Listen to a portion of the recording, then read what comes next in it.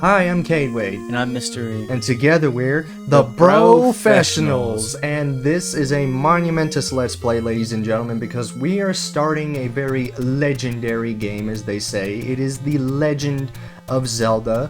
It is one of the most appreciated video games of the 8-bit era, and we actually have a story here. Do you want to give that a quick look? One go. Ganon, Prince of Darkness, told the Triforce of Power, Prince of Zelda, Hyrule, the Triforce of... Okay. I think you could have made it. No, I don't think I could have. Okay, I can give a rundown. So, basically, well, you know about the Zelda lore and history, don't you? I have a small bit of Zelda lore in my mind. So, like, the story in this game alone is, there's these magical triangles. I like to call them the mystical Doritos, as they say. Ganon has the Triforce of Power, the sweet chili Dorito, and Zelda has the Triforce of Wisdom, the cool ranch Dorito. Don't worry about the nacho cheese Dorito, that won't be a thing in this game until the next one. But, okay, in all seriousness, you know, standard stuff. Zelda split the Triforce of Wisdom into 8 pieces, so Ganon couldn't get it. And now we're playing as Linky Boy here, and we gotta go find those pieces and, you know, beat Ganon and, you know, save the world, you know, standard stuff here. And, this is a nice looking title screen here. What do you think of that music?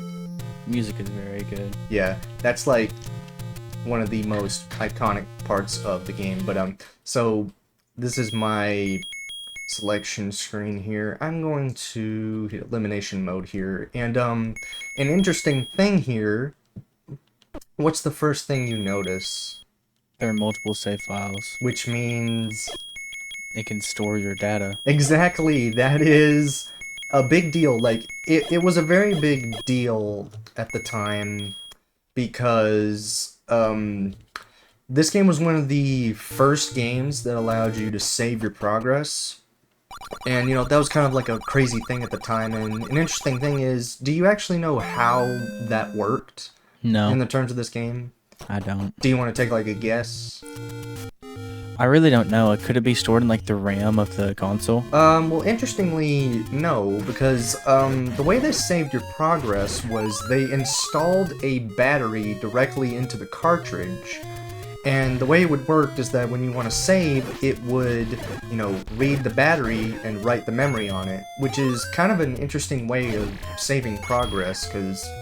do you know any other things that, like, do that? Like, in terms of, you know, saving stuff? Like, using the battery itself? I don't. I think that was like an interesting thing they did at the time, but there is a downside to that. After a long time, eventually, you know, the battery, like all batteries, you know, they stop working and saving your progress, so... you know, eventually, you know, you won't be able to save anymore, like, if you have a cartridge. Like, the cartridge I have, I'm still able to save progress on that, but that cartridge hasn't really seen much use in the past couple of years. Yeah. So really, it's, should still have a decent amount of saves left in it, but, this is the first Zelda game, and, you know, just by everything you're seeing here, how do you feel about this? It's a lot more complex than the games we've played so far, that's for certain. Well, I mean, the last couple of games we played, those were just, you know, straight standard platformers. This is one of the first games, and in fact, I think it was the game that pioneered the concept of action-adventure games. Because, like, the only other games, really, before this I can think of were Hydlide and... Dragon Quest, but Dragon Quest, that's an RPG, so it's not really the same, and Hydlide is shit, so we're not going to talk about that. You don't know about that game, do you? You're not missing out on anything. Hydlide's nothing to write home about. But this game is something to write home about, and, yeah, look, I'm just going to be blunt here. This game is not exactly the most well-tuned game out there, because, like, something you notice about these... what am I doing right now? Getting extra hearts? How did I get that?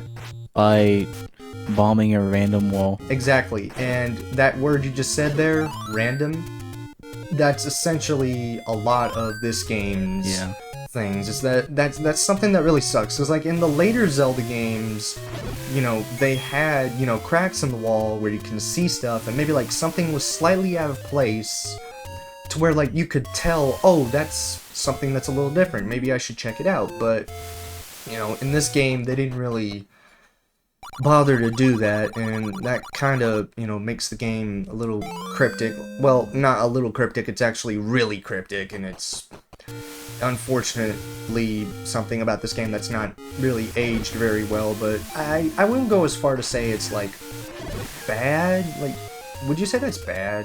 I wouldn't say it's bad, necessarily. Why? I don't know. Like, I'm having a hard time explaining it. It's like, I wouldn't say it's bad because, like, I get that the point of the game is to encourage you to, like, explore it, but at the same time, there's a lot better ways you can, give that to people. Yeah. Because, like, you think of a modern game that does that, but, like, better. Because, like, how does Elden Ring do that? Because I know you said you played Elden Ring. I was not paying attention. Like, how did, well, how, that's okay, but, like, how does, like, this game is cryptic and it doesn't really explain stuff to you in a way that's kind of natural. Like, does Elden Ring do anything like that of the sort where it is natural without feeling like, oh, here's where this secret thing is? Well, usually, most of the time you find secret things in Elden Ring, it's because of other players have wrote messages in that spot, like saying something about what's there. Like, they'll say, like, invisible wall ahead or something. Oh. And you can hit the invisible wall and it'll reveal a new area. Oh. I didn't even know you could do that. Man, we gotta play it. When we get to eventually playing that one's probably gonna be, yeah, pretty fun when it played. But, it can take forever to play. Well, I mean, I'm pretty good at Elden Ring, though. Well, I'm sure you could show me the ropes when we get to that eventually. But, right now, we are focusing on The Legend of Zelda, and how do you think Zelda compares to, like, other action-adventure games? Or, like, I don't know. Well, I don't think it's fair to compare it to Elden Ring, because Elden Ring is more of a... Would you say it's open world or an RPG? Elden Ring is like a progressive open world game. Like, most open worlds are like that, but like you don't get the whole map instantly. You get a big majority of it, but you don't get like the whole map. And it's like that with most open worlds, but I wouldn't necessarily say it's fair to compare Zelda and Elden Ring together. Yeah, but because like these two are not really the same genre. Like, they're not really the same. They're actually quite different. And, I can't really, hate on the game too much, because it's like, I get it. It was 1986, this type of game was, still in its early stages. So I guess you can't really fault it too much for that. Yeah. But, an interesting thing here is, like, this is what I mean by, like, the game is cryptic. Like, what this old man here says, what do you think he means by what he's saying right now? Master using the sword you have currently before you can get that one. Yeah, but, like, here's the thing, though. Master using it... Like, I don't know what he means by that. Like, it's odd, because, like, I did a Michael Jackson pose, by the way. I know, yeah, real comedy there. What I mean by that is, in order to get this sword upgrade, you need to have a certain amount of heart containers. Oh.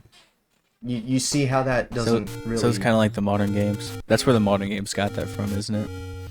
Like, getting the Master Sword. That's not really... Is that the Master Sword? Yeah. Well, no, this isn't the Master Sword. It's the White Sword. The Master Sword is not really a thing until Link to the Past, which is, like, on the Super Nintendo. So this game, it has the White Sword and the Magical Sword, so to speak. So, I don't know. But, like, those games do a lot better of telling you how to get that, because they're like, oh, you need to get the 3 pendants in order to get the Master Sword. In this game, nah, you just need more hearts, but we're not going to tell you how to do that. We're just going to make it cryptic as crap and not tell you anything. It's... I don't know, man. Yeah, that's really 90% of what retro games are, is just really cryptic stuff. I mean, I get, like, I know why they did that, and I've said this in my reviews a few times, but it was to essentially just, in the 80s in the United States, video game rentals were still, like, they were pretty big, So a lot of developers and the retailers would be like, hey, we're going to make the games, really hard, so that way people can't beat them within a rental period, and it makes them spend more money. Which, I gotta say, that's really scummy to do. Yeah. Because that, in my opinion, that compromises the quality of the game. Because, like, I would rather have a fun game than, that actually I know what to do in. Like, I don't think it's a bad thing that it's like, oh, well, you need to figure some stuff out. Like, I don't think that's a bad thing. And there are games that, do a good job of, giving that to you. But, like, what they're doing here, by basically just not telling you anything, that doesn't... In my opinion, that's not really good game design. Yeah. And how do you feel about that? Like, it's... Well, if it...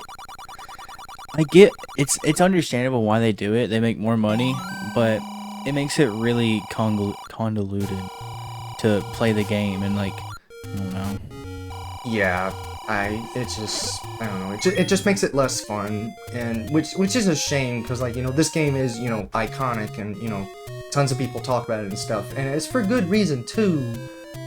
I don't know, it's just a personal thing that irks me. I know a lot of, video game purists, they don't mind that too much, but, I don't know, it just kind of grinds my gears a little. But anyways, back to the game. So I had to grind a little bit to get some rupees there. I kind of had to abuse the save state of rewinding feature, but, like, at this point, it's really more of just, a common courtesy instead, because it wastes less time both for us and you, the viewer. So it's like, I don't really have a problem using that at all.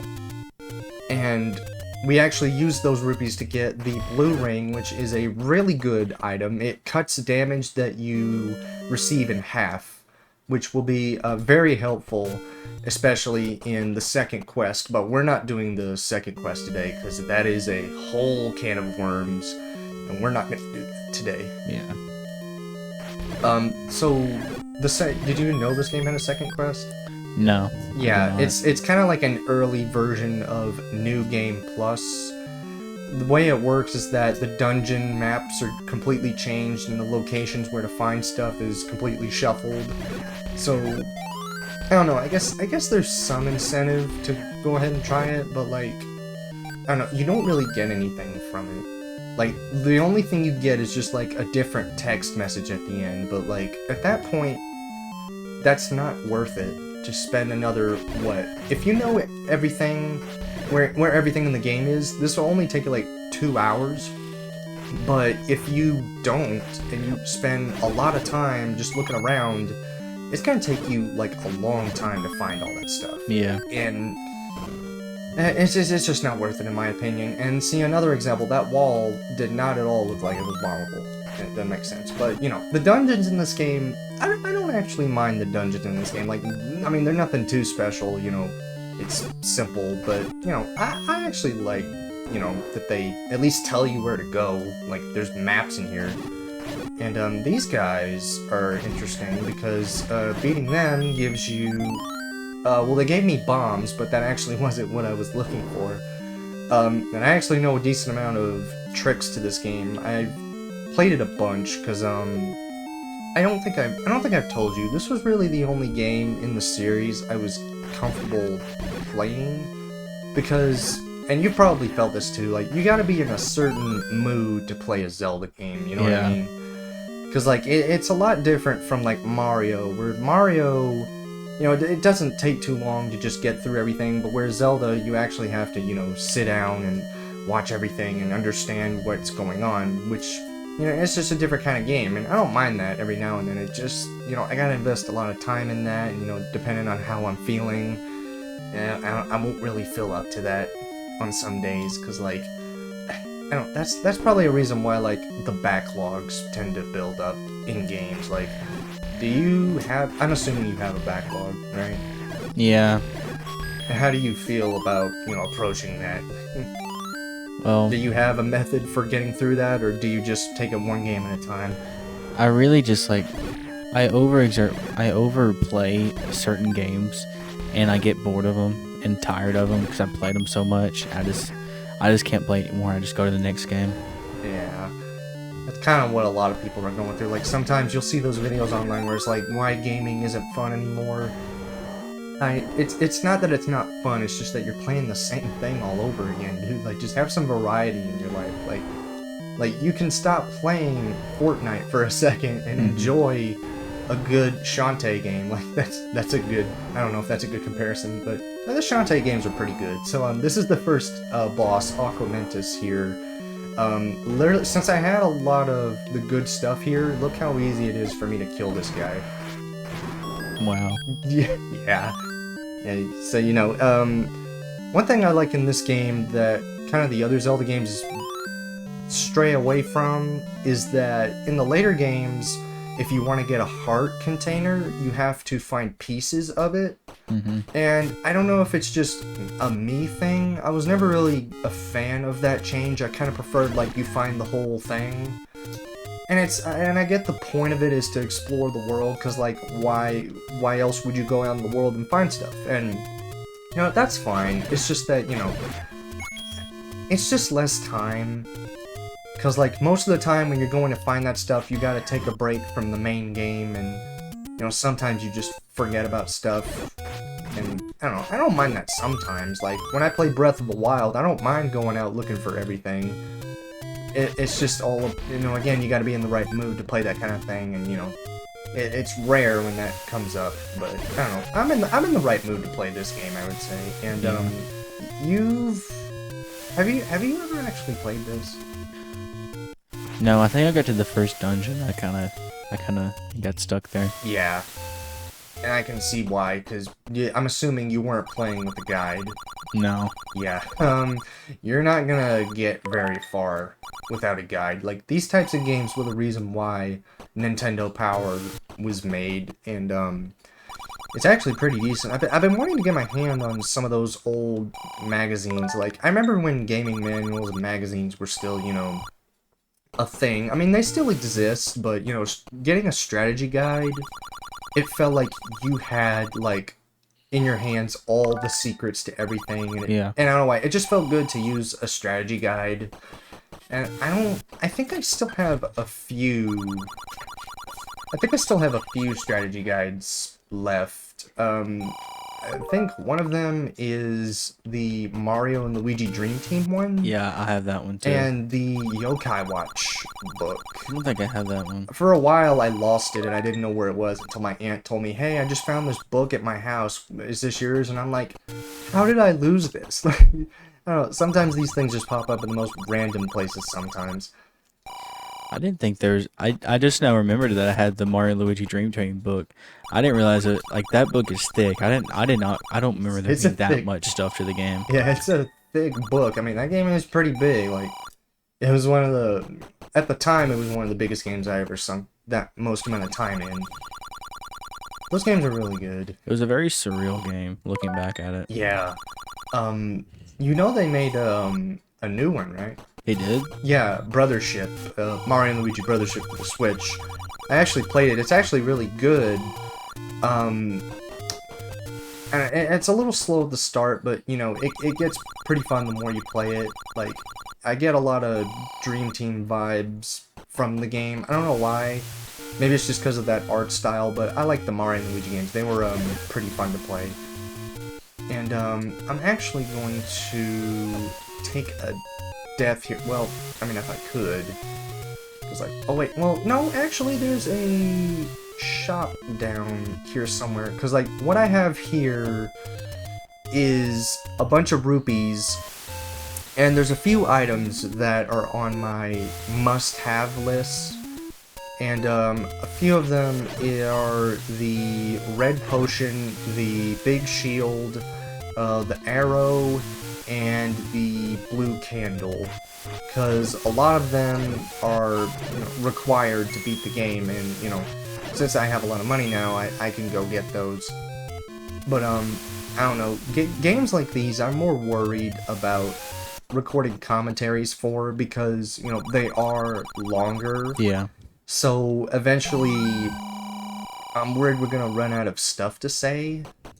Because, like, that's one of the hard things about doing this series, ladies and gentlemen, is that you gotta try to find ways to, you know, keep it going. Because, like, you know, eventually, when you run out of stuff, it's mostly just silence. But, you know, Yeah. I mean, like, you know, views that there's videos that get lots of views without commentary, and they seem to be doing fine. I just, yeah, I don't. That's probably just a me thing. I just want, you know, you guys to make sure you're having fun watching the videos, and I hope you have, because, you know, it's not the most convenient thing doing these, because, you know, we have to, you know, plan ahead with a lot of these things, and, you know, the Mario 3, that was the problem with the Mario 3 one, because, like, we were trying to get that one done for at least a week later, because some stuff kept coming up. I'm not really sure what, but, I mean, we eventually got around to it, and that's why I'm kind of a video behind, honestly. Yeah. Because, like, now I gotta get, you know, the Zelda 2 video out, and I'm just worried, you know, I won't be able to get stuff out in time. I don't know, man. Running a YouTube channel is not as easy as I thought it would be. I mean, it's been fun so far, like, you know, making videos about the games and talking about it with everybody, you know, it's been pretty fun, I would say. Like, have you had fun making these? Yeah, I have. I know a lot of times, like, you were, you were dying a lot in the last ones, but, you know, I mean, that's the point, you know, it's like, you know, you learn, you live, you learn, you laugh, you love, you have fun, you know? I'm enjoying being able to sit out in this one, sit back and just watch. Do you think you'll learn anything from this? Probably. Probably not much, but I probably will learn a little bit. Yeah, I mean, for this, I'm mainly just, you know, trying to, you know, just have a good time and just, you know, play the games. That's ultimately what matters. And now I'm actually at a standstill here because now I'm conflicted. I have the blue candle and I have the arrow, but now I need to make a choice about whether to get the meat item and the big shield, because you know what? I'm not risking it. I'm gonna get the big shield now because that one saves a lot of heartache later. The big shield, so like your current shield right now, I mean it's a good shield. Like, you know, it's standard stuff. It repels some enemies, you know, attacks and stuff. But the big shield, it makes you reflect nearly almost everything. I'm not entirely sure it does reflect everything, but I know it reflects a good amount of stuff, and I'm actually having trouble finding a shop right here, which, you know, considering this game, you know, that's not a surprise. It's just, I don't know. Just gotta take it one screen at a time, and, speaking of screens, I just noticed, so, you see that big gray block up there? Yeah. You wanna guess what that is? That's the map. That has to be the sorriest excuse for a map I've personally seen. I mean, I can't really think of any game that does that in a worse way. Maybe Kid Icarus's map, but that one actually shows you like squares of where you've been. So like, I don't know. Maybe that's not the worst kind. I don't know. It's just, I'm just wish the game didn't do stuff like that. And now I'm conflicted. Here's the thing. I want to get the upgrades later. Well, no, not later. I want to get them now. It's like, I gotta have them right now. Because, you know, it's a lot of less heartache in the future. It's a lot of running around in circles, and you know what? I'm actually not going to get the big shield yet. Okay, well, here's the thing. I know where it is, so let me look for a second. Hit the pause button. And after a little running around and burning a few bushes, I actually found the shop right here, and this is actually a very good deal to get. Deals on different items, because, you know, some items are more expensive and the others, and I don't know if you can hear in the back, he's rummaging through a bag of chips like an animal. I'm trying to find something. That's fine. So this is where this dungeon always gave me a pain for some reason. I don't know why. It's just that, you know, before I used guides a lot for this game, I never could find this one, and it's so weird because like it doesn't seem like it's that hard to find. It's just a bunch of running around. Yeah, we got some of these weird little enemy goobers right here. Snakes. Why did it have to be snakes? You find some keys, and I don't know if y'all noticed, I did a glitch at the beginning of Dungeon 1 that the first door in the first room is actually locked, but there's a glitch where if you go out the dungeon and you go back in, you can actually save yourself a key, and that becomes extremely helpful because, you know, there's an item in the game that we won't be able to get until later, that being the magical key, and what that does is that opens every locked door, so it really saves a lot of trouble in terms of having to run around, which, you know, considering what type of game we're playing, that's going to be very important indeed. And when we get to it, there's actually a compass right here, and the compass is you know, it can be helpful when it needs to be. I mean, it just shows where the Triforce piece is, which, you know, it is helpful, but, you know, the map is significantly more helpful. And I believe if we get rid of these guys, we will have access to a new item, the magical boomerang. This will be a very helpful item, I believe. I don't think I use it too much. But the boomerang, you know, the boomerang's pretty alright, I think. You know, it gets rid of a lot of enemies from far away, and if it's coming back to you and there's multiple enemies in the way, you can actually, you know, chain hit a bunch of them, and that can be pretty helpful. And I believe there's an old man here. Dodongo dislikes smoke. Okay, now that's actually a pretty decent hint. The problem is that if you're not reading the manual, which is interesting because as soon as you begin the game literally tells you itself to look up the manual, which, like, if the game itself has to tell you that, you probably should do it, but the manual, I mean, it doesn't really tell you a whole lot. It's just like, you know, your basic moves, your items, where a few of the dungeons are. Okay, but so these guys, what are these things? Snakes. Okay, they're not called snakes in this game. A lot of enemies, what you think they are, they're not called that in this game. Do you want to guess what the snakes' names are? It is the stupidest thing ever. Dingoes. No. Dang. Rope.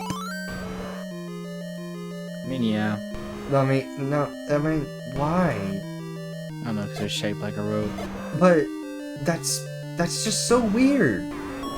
Cause like imagine, like, you're just holding onto a snake and you're like, oh, this rope seems, you know, really leathery and scaly for some reason. I don't know. Some of these names are just so weird. Like,